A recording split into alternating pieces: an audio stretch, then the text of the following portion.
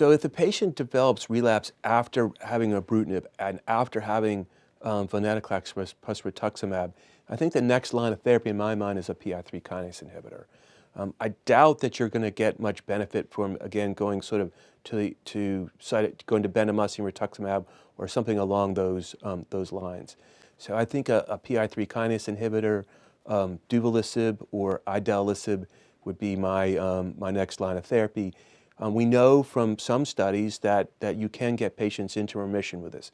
I think, unfortunately, the remission durations are probably not what we want them to be. But in third-line therapy, hopefully the venetoclax and rituximab allow this patient to have a durable remission. There are a number of other studies and other therapies that are under investigation. For instance, combinations with venetoclax and ibrutinib or other BTK inhibitors. 2-3 drug regimen. Can you salvage patients with that?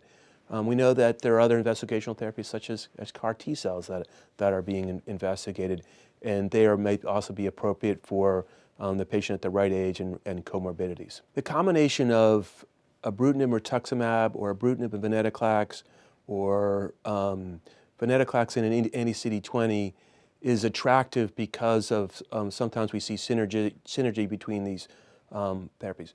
We saw data this year at the American Society of Hematology meeting looking at the combination of obinutuzumab, venetoclax, and ibrutinib. And this was very exciting data that showed very high complete remission rates, high MRD negativity rates with this combination. I think really what's not clear to me is which of the combination is ultimately going to win out. Do we need 3 agents? Do we need three in the frontline setting? If it's not and it's 2, which 2 should that be? Of course, venetoclax and ibrutinib have very high single agent activity in patients with CLL. We're eventually going to see data coming out from the German CLL study group looking at the combination of obinutuzumab and venetoclax. We know from basically a press release that there was substantial improvement in progression-free survival when compared to obinutuzumab and chlorambucil, but and very high MRD negativities based on a phase 1 trial that's been previously reported with that combination. So I think it's really exciting time in CLL. We're seeing unprecedented high MRD negativity rates, high progression-free survivals. But there's a lot of work still to be done about what is the best combination, especially in the frontline setting. Is it 2 drugs? Is it 3 drugs? If it's 2 drugs, which 2 drugs should be, how we should sequence things, and I think a lot of those questions remain unanswered. I think this patient, in many ways, is a typical patient that we're going to be seeing going forward.